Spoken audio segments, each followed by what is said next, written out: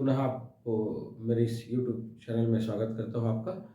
आज हम आपके लिए एक बहुत ही महत्वपूर्ण टॉपिक 12th क्लास के फिजिक्स के लास्ट चैप्टर ठोस तथा अर्धचालक युक्तियों से संबंधित एक बहुत ही महत्वपूर्ण टॉपिक है और वो है बाह्य अर्धचालक या अशुद्ध चालक। विद्यार्थियों, बाह्य चालक या शुद्ध चालक कैसे समझने से पहले हम थोड़ी सी निज चालक की बात करेंगे।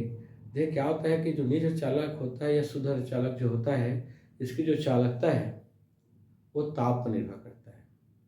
और समान रूप से हम जो कमरे के तापमान पर ये जो निज अर्धचालक है या शुद्ध अर्धचालक, इसकी चालकता बहुत ही कम होती है। इस कारण इस निज अर्धचालक या शुद्ध अर्धचालक को कुछ अर्धचालक युक्ति बनाने के लिए, जैसे क्या पीएन जंक्शन डायोड होता है, रेक्टिफायर होता है, इसके बनाने में इस निज चालक का प्रयोग नहीं किया जाता, इसकी चालकता कम होती है। तो ऐसे से हम क्या करते हैं, इस निज अर्धचालक की चालकता को बढ़ाने के लिए इसमें कुछ अपद्रव्य यानी अशुद्धियाँ मिलाई जाती है। जो एग्जाम्पल के जैसे कि 5 संयोजकता वाले तत्व हो गया, ये 3 संयोजकता वाले तत्व हो गया, इनको यदि हम इस निज चालक में या शुद्ध चालक में शुद्ध मिला देते हैं तो इसकी चालकता क्या होती है, बढ़ जाती है। तो इस प्रकार से हम कह सकते हैं कि अशुद्धि युक्त अर्धचालक को ही बाह्य अर्धचालक या अशुद्ध अर्धचालक कहते हैं।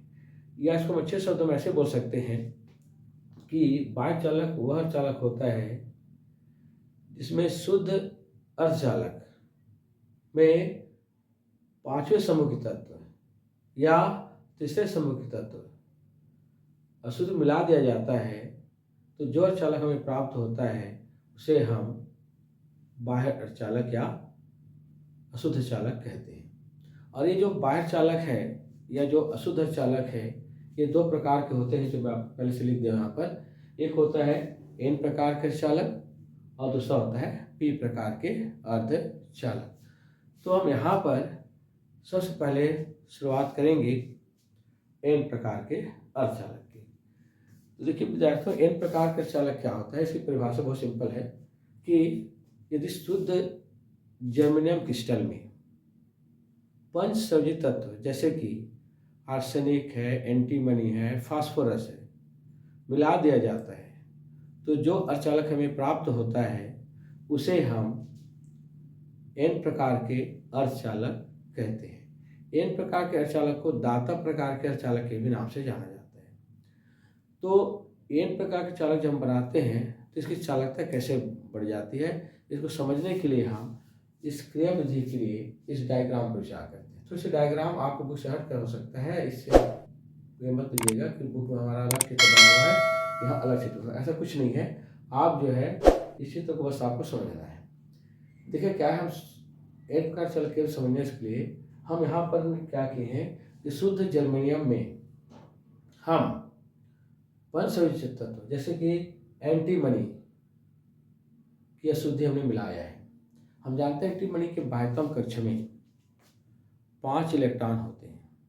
उस 5 इलेक्ट्रॉन में से ये जो 4 इलेक्ट्रॉन होते हैं, ये 4 इलेक्ट्रॉन जर्मेनियम परमाणु के 4 इलेक्ट्रॉन से साझा करके सहसंयोजक बंध बना लेते हैं।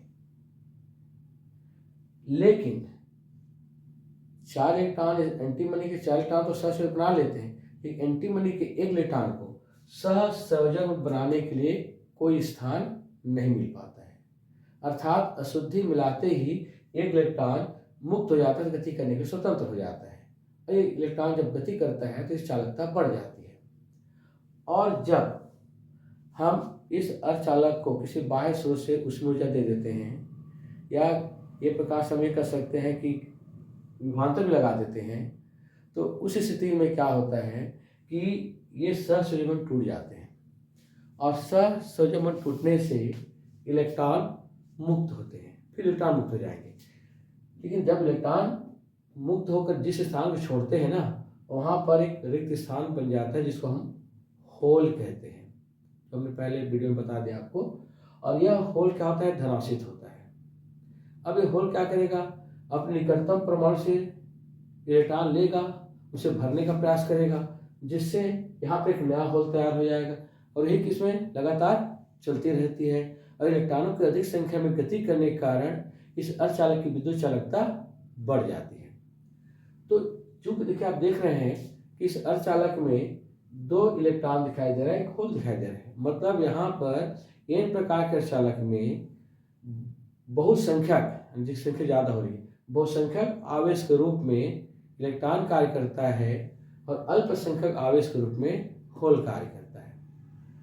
ये बिल्कुल थोड़ा ध्यान देंगे कि n प्रकार के चालक में बहुसंख्यक आवेश के रूप में इलेक्ट्रॉन कार्य करता है और अल्पसंख्यक आवेश के रूप में होल कार्य करता है।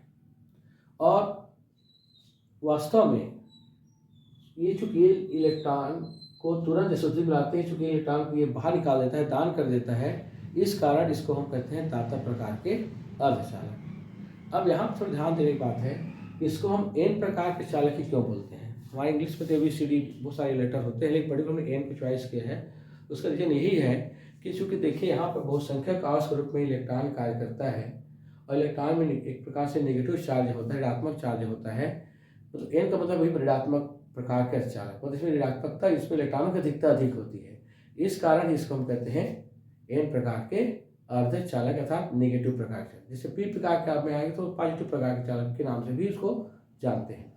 तो विद्यार्थियों, ये वीडियो को आप और अच्छे से देख लीजिए, 2-3 बार आप वीडियो को देखेंगे ना, तो ये सब थ्योरी है, इसमें कोई खास लिखाने वाली बात यहाँ पर नहीं है। केवल ये चैप्टर आपको मैं बता दूँ, ये चैप्टर केवल समझने वाली चैप्टर है, ये रटने वाली नहीं है। आप इसको रटेंगे तो भूलेंगे। तो मेरा एक सलाह है कि आप इस वीडियो को 2-3 बार देखें, समझिए और समझ करके अपने शब्दों का, अपने भाषा का प्रयोग करिए। कोई जो नहीं कि जो हम किताब में लिखा है वही वर्ड का हम उपयोग करें, बिल्कुल ऐसा कतई भी नहीं करना आप लोग। आप अपने शब्दों का उपयोग करिए, समझ करके लिखने का प्रयास कीजिए। और एक बार समझ करके लिखेंगे, समझेंगे तो वो बहुत समय, लंबे समय तक याद रहता है। और रटना थोड़े समय बाद आप भूल जाएंगे कि वही दिक्कत आएगी, इसे समझने का प्रयास करेंगे। तो विद्यार्थियों, आपको वीडियो कैसा लगता है इसको थोड़ा सा देख लीजिए, लाइक करिए, शेयर कीजिए। तब तक हम एक नए वीडियो के साथ आएंगे, तब तक के लिए सभी को नमस्कार, धन्यवाद।